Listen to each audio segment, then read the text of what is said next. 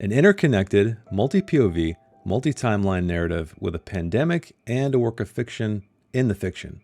Sound familiar? You might be thinking I'm talking about the other book by Emily St. John Mandel, Station 11, a book I could not finish. But no, I'm talking about her latest endeavor, Sea of Tranquility, which oddly shares all of those things I talked about. Even though I couldn't finish her original novel, I did happen to watch the adaptation by HBO, and if you'd like to check out my thoughts there, spoiler alert, it did not inspire me to go back and revisit the novel. You can check out the card up in the corner. But I wanted to give her another shot, her work another shot, because speculative science fiction is one of my all-time favorite genres. Kazuo Ishiguro being at the top of that list with his novels like Never Let Me Go and Clara and the Sun. Now this one features time travel, which I'm also a big fan of. Films like Primer is one of my all-time favorite films. Also Time Crimes is another great one. So I figured 250 pages, time travel, speculative sci-fi, I'll give it another shot. So I dove in. But what is the hook? What is Sea of Tranquility about? The year is 1912. A young Englishman named Edwin is exiled from his family, and one day he finds himself wandering on a Canadian island where he sees a strange audiovisual anomaly. The year is 2020. A woman named Morella is at an art performance by a friend's brother to find answers of her whereabouts, when she too experiences a strange anomaly. The year is 2203. A woman named Olive, who is a native of a moon colony, is on an earthbound book tour, who is interviewed by a strange man who shares the name with one of the characters in her book. The year is 2401. A man named Gaspard Jacques works as hotel security, but he wants more. He lands a job at the Time Institute, an organization authorized for time travel, and he goes to investigate the strange anomaly observed by the characters in other timelines. So what did I think? Well, let us begin with character. In one word, uneven. We have 4 POV characters. We have Edwin, Morella, Olive, and Gaspard Jacques, but the first 2, Edwin and Morella, felt like they existed exclusively for the narrative. We barely scratched the surface on who they were, and I did read somewhere that Morella's story kind of bleeds off or originates in another novel somewhere else that Mandel wrote, which is cool. I really enjoy a shared narrative. I enjoy the Easter egg aspect of it, but I feel like a character, especially in a standalone novel, right, needs to exist within that novel, fully fleshed out. So I'll spend most of my time talking about Olive and Gaspard Jacques, the 2 characters who were actually fleshed out. This is what's weird about Olive, okay, and this kind of illuminates possibly why she was so fleshed out. She's a very meta character for the author.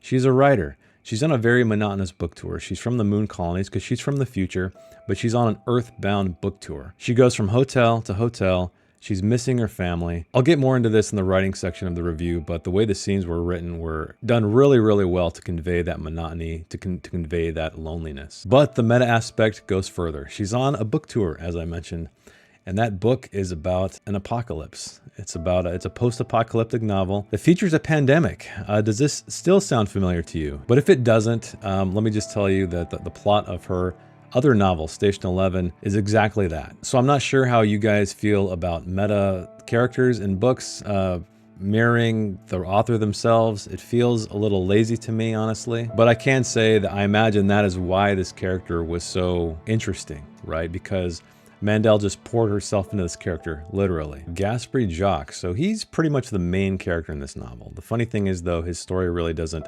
kick into gear until about the 50% mark. And we don't meet him immediately either. He's in the most future of the futures of the timeline in this book. He exists in the year 2401. He doesn't have much going for him. He has a very accomplished sister. She works at this institute called the Time Institute, where they are allowed to time travel to solve problems, but they can't dabble, right? Because we know that's the rule of time travel.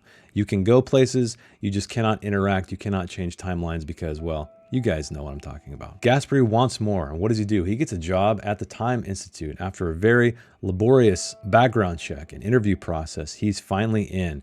And he is the one who needs to go investigate these anomalies that all of the other characters are experiencing. But don't dabble, remember? Don't dabble, Gaspard. You know he's gonna dabble, right? I should also mention that he was named after a character in Olive's book. So again, we're starting to see the connective tissue here. We're starting to see how all of these stories are working together. And time travel, I don't think I'd ever write a time travel novel because there's a lot of trouble you can get into. And I don't want to say that this novel gets into trouble in that regard, but some of the motivations from a character standpoint here are pretty weak. So one thing I like about Gaspard, he's naive, he's youthful, he's ignorant, just the kind of protagonist we need to mess things up in a time travel tale. The problem is, at the 50% mark, and I'll talk more about this in the structure, is when he makes a big decision. It's when the story kind of turns on its head. The thing about pivotal decisions in narratives, though, is they generally illuminate something about the character, right? They reflect a flaw, a trauma, something like that. So when they do make this decision, as ignorant as it may be, we understand because we have seen where they've come from.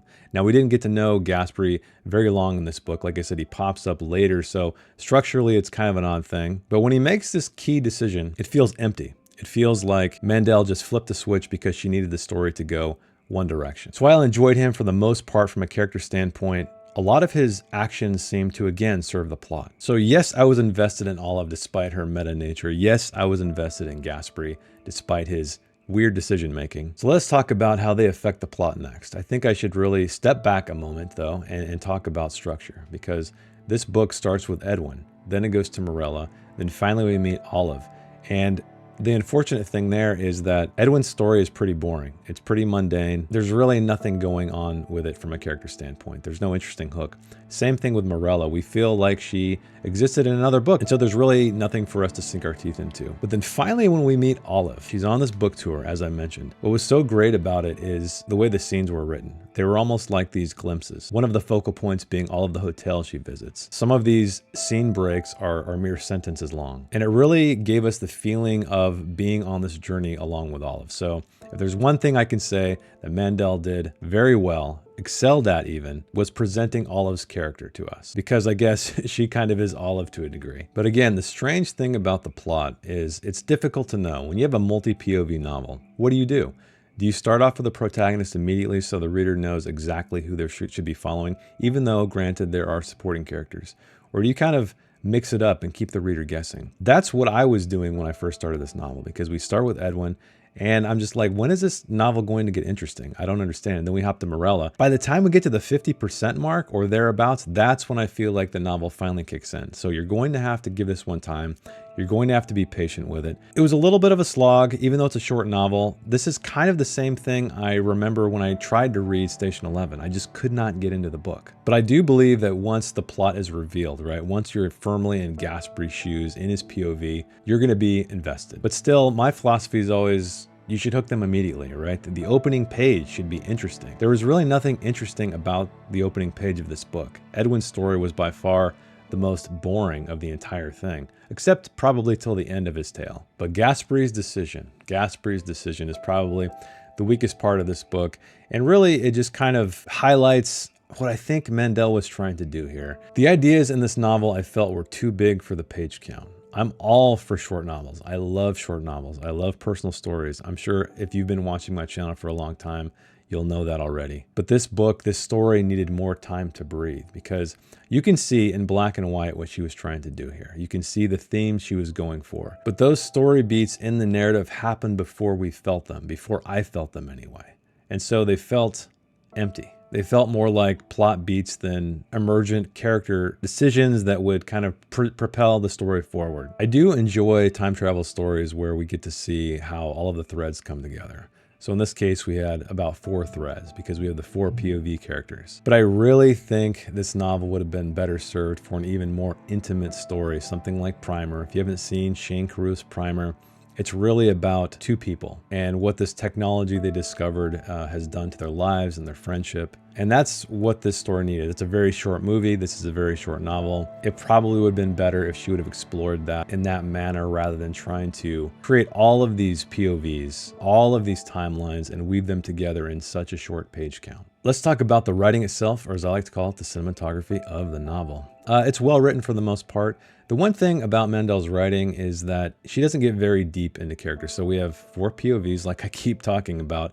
And normally when you switch a POV, the writing itself reflects who the character is, the voice of that character. She keeps more narrative distance, which I thought was an interesting choice, because what's the point of switching POVs if you're going to keep that kind of narrative distance? I feel like when you have multiple POVs, that just encourages you to lean into those voices to really create a distinct cast. So I know that's all up to personal taste. Some people notice it, some people don't. It wasn't bad by any stretch, but I just feel like it was kind of a missed opportunity to keep that narrative distance as opposed to creating very unique voices for each of these characters. The one thing I will give her though, and I've already mentioned it already, is Olive's tale. The way that was written was extremely engaging. It was extremely immersive because, again, not only the way she wrote the prose, but the way she delivered it to us in these small scenes. It felt like time was just flashing by. We'd have these multi-page scenes. We'd have just multi-sentence scenes. There might even be a couple of scenes in there that are a single sentence, but that really reinforced Olive's psyche, what she was going through, what she was experiencing. And honestly, when I talk about the cinematography of the novel, that's what I mean, right? Writing is not just information. It's about how we are conveying the feelings of the characters, right? It's not just what the words say, it's how they make us feel, it's how they're presented. Mandel did that quite well with that character, which is why I'm going to give Sea of Tranquility by Emily St. John Mandel, wow, that's a long name, a 6 out of 10.